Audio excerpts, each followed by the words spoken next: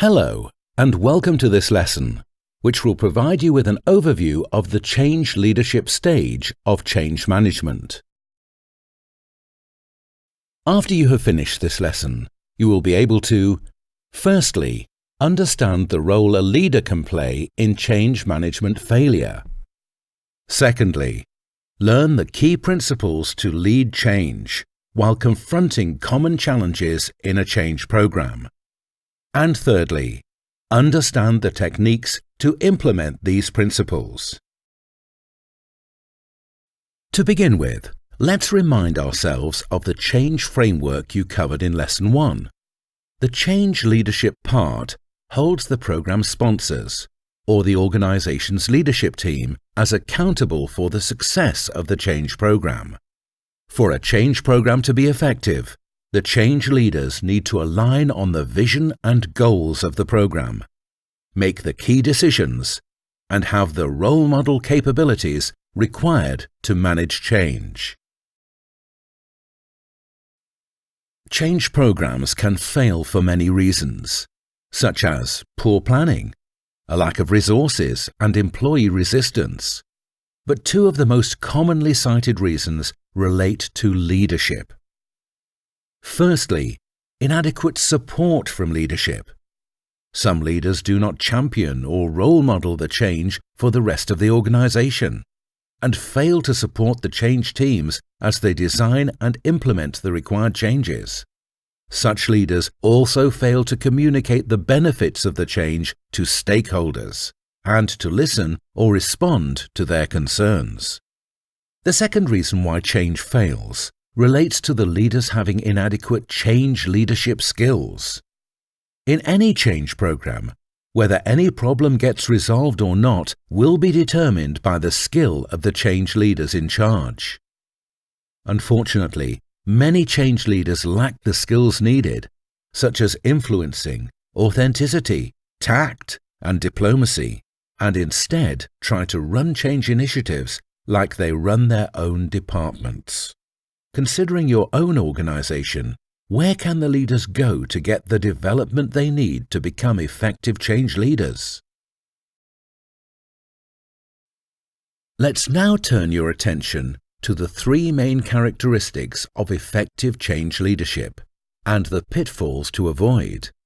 The first relates to leaders who can articulate a powerful case for change to align both the change leadership and the organization. This means setting clear objectives, demonstrating visible commitment for the change, and giving the organization comfort and confidence with the process. Pitfalls to avoid here include a siloed leadership team, which prevents program-wide ownership and the leadership shifting back to business as usual. The second characteristic relates to leaders who can own the change and drive accountability throughout the organization. This means owning and following through on the change agenda, adapting your behavior and holding each other accountable and enforcing new roles and responsibilities because of the change effort. Pitfalls to avoid here include a lack of common understanding of how responsibilities have changed and poor team dynamics, such as politics and infighting. The third main characteristic relates to role modeling behaviors to successfully pass times of crisis and conflict. This means being authentic, or doing what you say, and communicating open and candidly with staff. Pitfalls to avoid here include a loss of momentum due to indecision and poor communication, with the information vacuum filled by speculation. Let's now consider how you can implement these leadership characteristics in a change program. When the change leader makes the case for change, they will clearly articulate the rationale for the change, combined with emotional hooks to engage the audience. This should create a sense of urgency and a feeling of passion and realistic optimism. The case for change should answer 5 key questions. Firstly, explain why change is necessary Here you need to balance logic and emotion and explain the organization's need to change. But it is also important to minimize emotional anxiety by turbocharging the call to action, for example, by demonstrating empathy with employees' current pain points. Secondly, the case for change should describe what is going to happen by articulating the core principles of the change effort with a compelling end vision. Here it helps to visualize the key changes to be made and the associated benefits for the organization. Thirdly, describe how change will happen by outlining the key initiatives needed to tackle the impending threats. Fourthly, the case for change should outline what the change will mean for each individual employee. And lastly, the case should explain when the change effort will happen and what kind of benefits can be expected in the short, medium, and long term. Ideally, the case for change needs to be embedded in every communication opportunity, such as town hall meetings, internal emails regarding the change effort.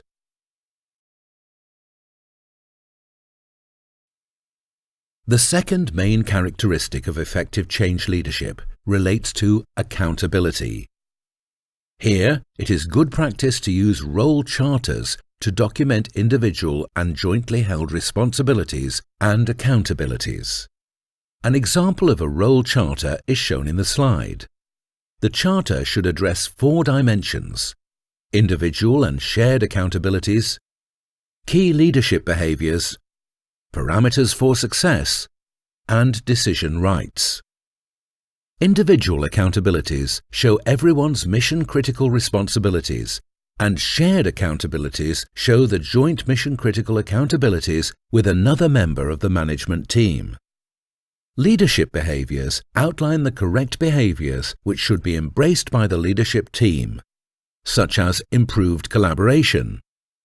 Parameters for success include mission-critical performance indicators, such as market share, that are aligned with the organization's vision and goals. Financial targets include mission-critical financial indicators, such as revenue and direct costs. And finally, the decision rights outline where an individual's opinion counts, such as influencing sales strategy or pricing decisions, and where the decision is owned directly by the individual, such as approving budget decisions. In some cases, an individual will not control decisions directly, but will have the authority to veto. The third main characteristic of effective change leadership relates to role models. Change leaders need to be seen to be committed to the cause and act as successful role models if the change program is to succeed. This means leadership attitudes and behaviors need to change in line with where the organization is heading. For example, if in the past leaders valued serving customers in a unique and personal manner, a desired future state may mean changing behaviors and supporting customers in a more standardized way. Or past organizational habits of slow decision-making may need to change to allow for faster decision-making and deeper accountability. Having leadership role models will only be effective if leaders change their behaviors in line with the demands of the change program. This slide shows a role model checklist for helping to reinforce certain behaviors. Some behaviors reflect authenticity, which is really about communication and leading by example, whereas other behaviors enable staff to achieve when leaders provide access to the necessary resources. The third category of behaviors relates to accountability, which empowers staff to deliver real change and be rewarded for it, and being accountable for delivering team feedback and addressing concerns. As you move through your change program, check your behavior against the lists and adjust your leadership where necessary. A foundation of successful leadership is an ability to know oneself, Unless you examine and reflect on your life, you will not grow, develop, or reach your potential. It's only as you examine your life that you get to know yourself and to understand your personal motivations, values, desires, talents, and strengths. And it's in developing these personal insights that provides the foundation of all successful leadership. Reflect on your behavior during the change program and what it means for how your team may react. Be aware of yourself and the environment. For example, if you are generally positive and openly supportive of the change, then your team will seek to understand why the change is occurring, making it easier for you to secure buy-in. However, if you as a leader are uncertain about the need for the change and the outcome, then your team will question the reason for the change and challenge what they are asked to do.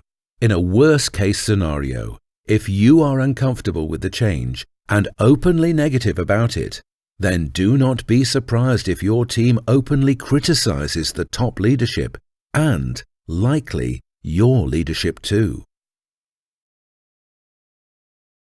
To conclude this section on role models, let's look at some other positive behaviors around team dynamics, meeting preparations, and meeting procedures. Take some time to reflect on what your team should keep doing, what it should stop, and what it should start doing to become more effective. The slide shows some examples of such behaviors. For example, in team dynamics, you could keep encouraging your team to voice opinions, but stop interruptions and encourage the team to listen more. What behaviors would you seek to change in your team, and why? To summarize this lesson, the three main characteristics of effective change leaders are an ability to make a powerful case for change, an ability to own the change and drive accountability, and to be role models equipped to manage the change. Change leaders can use different techniques to help them drive successful change programs. These include making the case for change early in the program, driving accountability via role charters, and lastly, exhibiting certain role model behaviors, particularly during times of crisis. Thank you for participating, and see you next time on another exciting business training lesson from Pontema.